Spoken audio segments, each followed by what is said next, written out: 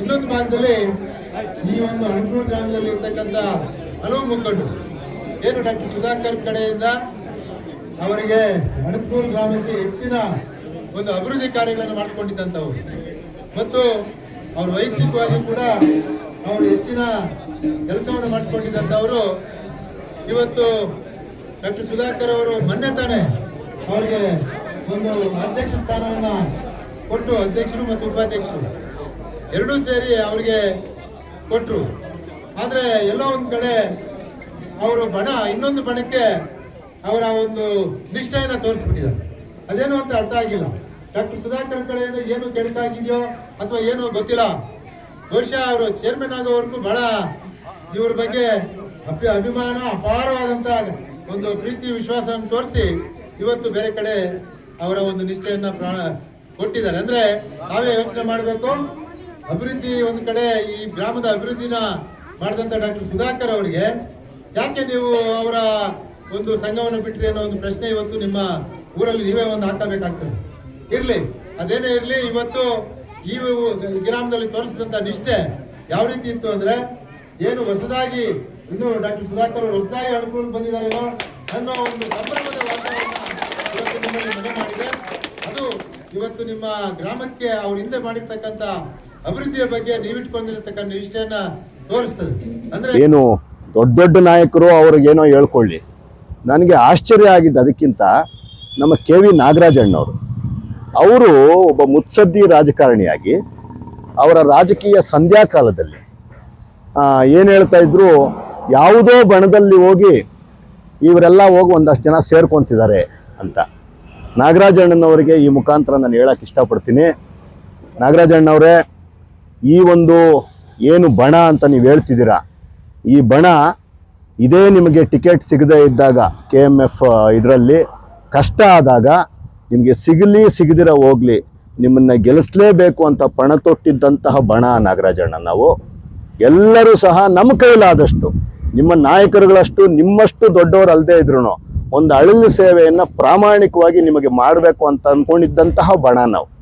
ನೀವು ಹೇಳಿದ್ದು ಮಾತು ಕೇಳಿ ನಿಮ್ಮ ವಿರುದ್ಧ ಸೋತ್ರಲ್ಲ ಕಾಕಲಚಿಂತೆ ರಾಜಣ್ಣ ಅವ್ರು ನಿಜವಾಗ್ಲೂ ನಕ್ಕಿರ್ತಾರೆ.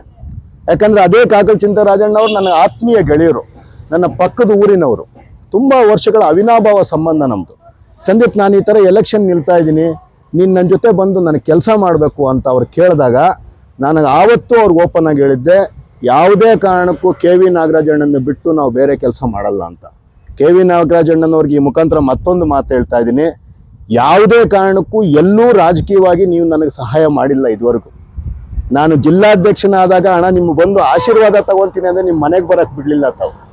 ಬೇರೆ ಬೇರೆ ಕತೆಗಳು ಹೇಳಿ ನಮ್ಮ ಮನೆಗೆ ಬರ್ದಿರಂಗೆ ನೋಡ್ಕೊಂಡಂತಹ ನಾಯಕರು ತಾವು. ಆದರೂ ಸಹ ಅದನ್ನೆಲ್ಲ ಮರೆತು ನಿಮಗೆ ನಾವು ಏನಾಗುತ್ತೋ ಅದನ್ನು ಕೆಲಸ ಮಾಡೋಣ ಅಂತ ಅಂದ್ಕೊಂಡ್ವಿ. ಆ ಬಣದವರು ಅಣ್ಣ, ನಾವು ಸೋಲಿಸೋ ಬಣದವರಲ್ಲ. ನಿಮ್ಮನ್ನು ಸೋಲಿಸ್ಬೇಕು ಅಂತಿದ್ದಂತಹ ಜನಗಳಿದಾರಲ್ಲ, ಅಂತಹ ಟೈಮಲ್ಲಿ ನಿಮ್ಮನ್ನು ಗೆಲ್ಲಿಸ್ಬೇಕು ಅಂತ ಪಣತೊಟ್ಟಂತಹ ಬಣ ನಮ್ಮದು. ಅಂತಹ ಬಣದಂತ ತಾವು ಹೇಳ್ತಾ ಇದ್ರಲ್ಲ, ಬೆಳಗ್ಗೆ ಇನ್ನೊಬ್ಬರು ಯಾರೋ ದಿಗೂರ್ ರಾಜೇಶ್ ಅಂತ ಫೋನ್ ಮಾಡಿದ್ರು. ಏನಪ್ಪ ನಾನು ನೋಡಿದೆ ನಾಗರಾಜಣ್ಣ ಅಂತಂದರೆ ಅಷ್ಟೊಂದು ಮಾತಾಡ್ತಾ ಇದ್ದೆ, ನಿನ್ನ ಬೇರೆ ಬಣ ಅಂತ ಹೇಳ್ಬಿಟ್ರಲ್ಲಪ್ಪ ಅಂತ ಅವರು ಕೇಳಿದ್ರು. ಆಗಲಿ, ತೊಂದರೆ ಇಲ್ಲ. ಎಷ್ಟೊಂದು ಜನ ಏನು KMF ಮೊನ್ನೆ ಡೈರೆಕ್ಟರ್ಸ್ ಆಗಿದ್ರು, ಡೆಲಿಗೇಟ್ಸ್ ಆಗಿದ್ರು, ಅವ್ರನ್ನೆಲ್ಲ ಪ್ರಾಮಾಣಿಕವಾಗಿ ನಾನು ಕೇಳಿಕೊಂಡೆ.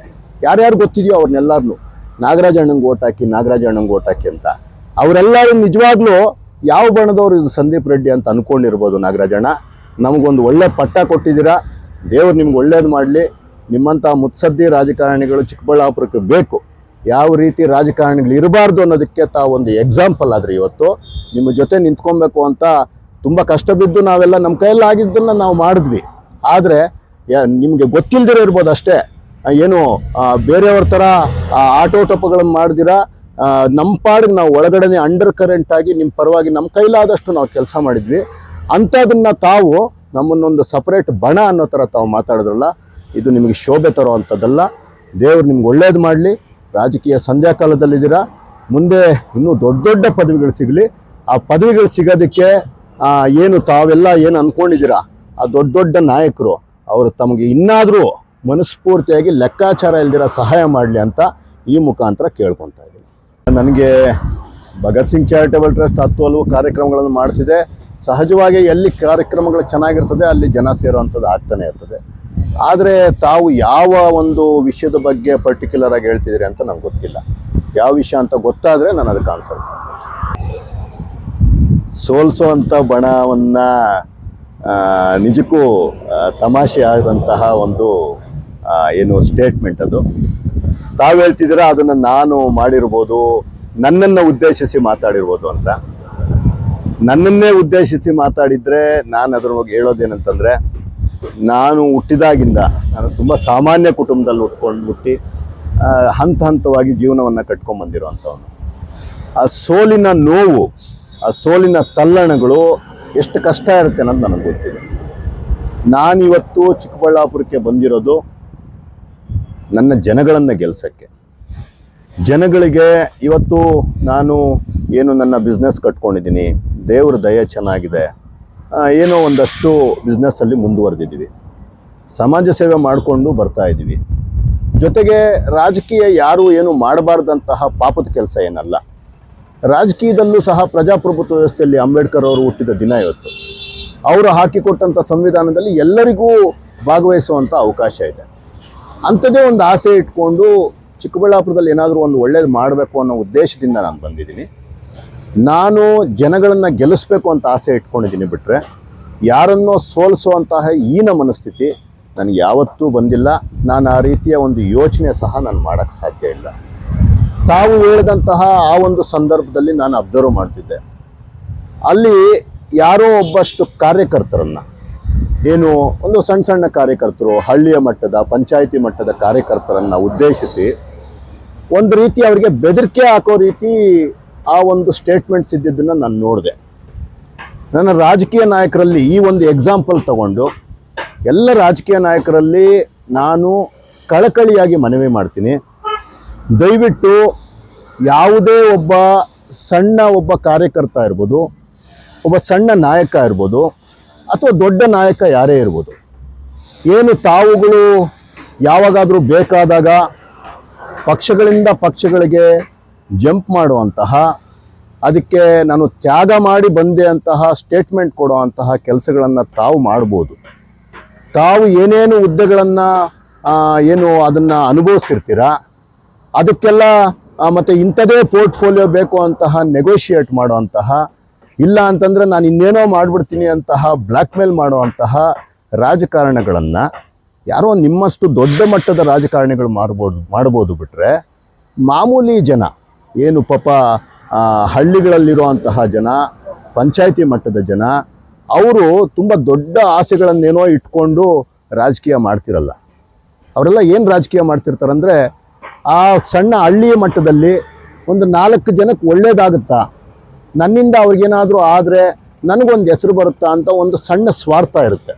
ಆ ಊರಲ್ಲಿ ನನಗೊಂದು ದೊಡ್ಡನವನಾಗಿ ನೋಡ್ಬೋದೇನೋ ಅನ್ನೋಂತಹ ಒಂದು ಸಣ್ಣ ಸ್ವಾರ್ಥ ಇರುತ್ತೆ. ಬಿಟ್ಟರೆ ಅವ್ರು ಇನ್ನೇನೋ ನಿಮ್ಮ ಥರ ಕೋಟಿ ರೂಪಾಯಿಗಳನ್ನು ಸಂಪಾದನೆ ಮಾಡೋ ಅಷ್ಟು ಶಕ್ತಿ ಏನಲ್ಲಿರಲ್ಲ. ನೀವ್ಯಾರೂ ಅಷ್ಟು ಕೋಟಿಗಳನ್ನು ಮಾಡೋದಕ್ಕೆ ಬಿಡೋದು ಇಲ್ಲ. ಅಂತಹ ಒಂದು ಪರಿಸ್ಥಿತಿ.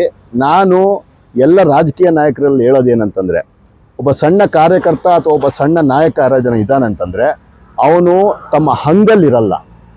ತಾವು ಅವರನ್ನು ತಮ್ಮ ಹಂಗಲ್ಲಿ ಇಟ್ಕೊಬೇಕು, ನಮ್ಮ ಕಂಟ್ರೋಲಲ್ಲಿ ಇಟ್ಕೊಬೇಕು, ನಮ್ಮ ಕಪಿಮುಷ್ಟಿಯಲ್ಲಿ ಇಟ್ಕೊಬೇಕು ಅನ್ನೋ ಭಾವನೆಯಿಂದ ತಾವೆಲ್ಲ ಹೊರಗಡೆ ಬರಬೇಕು. ಅಂಥ ಸಣ್ಣ ಸಣ್ಣ ಕಾರ್ಯಕರ್ತರಿಂದನೇ ನೀವು ದೊಡ್ಡ ನಾಯಕರಾಗಿ ಬೆಳೆಯೋಕ್ಕಾಗೋದು. ನಿಮ್ಮಿಂದ ಅವರಲ್ಲ, ಅವರಿಂದ ನೀವು.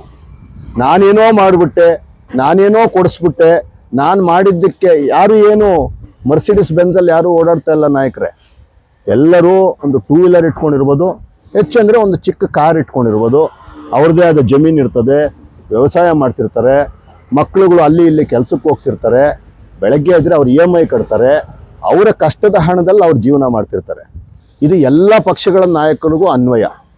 ಯಾರೋ ಒಬ್ಬ ಏನೋ ಒಂದು ತನ್ನ ಸ್ವತಂತ್ರವಾಗಿ ಕೆಲಸ ಮಾಡೋಕ್ಕೆ ತಾವು ಬಿಟ್ಟಿಲ್ಲ, ಅವನ್ನ ಹೆದರಿಸೋವಂಥ, ಎಮೋಷನಲ್ ಬ್ಲ್ಯಾಕ್ ಮೇಲ್ ಮಾಡಿ ತಮ್ಮ ಕಪಿಮುಷ್ಟಿಯಲ್ಲಿ ಇಟ್ಕೊಳ್ಳೋಂತಹ ಕೆಲಸನ ಯಾವುದೇ ಪಕ್ಷದ ನಾಯಕರು ಮಾಡಬಾರ್ದು. ಅವರವ್ರಿಗೆ ಸ್ವತಂತ್ರ ಕೊಡಿ. ಅಕಸ್ಮಾತ್ ನಿಮಗೂ ಅವ್ರಿಗೂ ಒಂದು ಸಂಬಂಧ ಇತ್ತಾ, ಎಲ್ಲೋ ಒಂದು ಕಡೆ ಅವ್ರು ದೂರ ಹೋಗ್ತಿದ್ರಾ, ಕರೆಸಿ ಮಾತಾಡೋ ಅಂಥ ಪ್ರಯತ್ನ ಮಾಡಿ.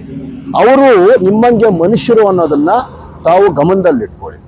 ಯಾವುದೇ ಕಾರಣಕ್ಕೂ ಅವ್ರನ್ನ ಪ್ರಾಣಿಗಳ ಥರ ನೋಡೋದನ್ನು ಬಿಟ್ಬಿಡಿ.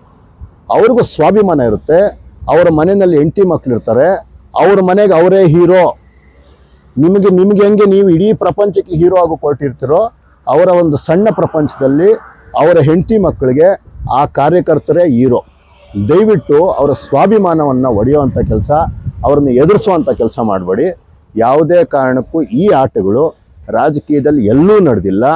ಇದೆಲ್ಲನೂ ಅವನತಿಯ ದಾರಿಗೆ ತಮ್ಮನ್ನು ತಗೊಂಡೋಗುತ್ತೆ ಬಿಟ್ಟರೆ ಬೇರೆ ಇನ್ನೇನಲ್ಲ. ನಾನು ಸೋಲ್ಸೋದಕ್ಕೆ ನಾನು ಬಂದಿಲ್ಲ, ನಾನು ಬಂದಿರೋದು ಗೆಲ್ಸೋದಕ್ಕೆ, ಜನಗಳನ್ನು ಗೆಲ್ಸೋದಕ್ಕೆ ಅಂತ ಬಂದಿದ್ದೀನಿ. ಪ್ರಾಮಾಣಿಕವಾಗಿ ಪ್ರಯತ್ನ ಪಡ್ತೀನಿ. ರಾಜಕಾರಣದಲ್ಲಿ ಗೆಲುವು ಸೋಲು ಸಹಜ. ಯಾರೋ ಸೋತರು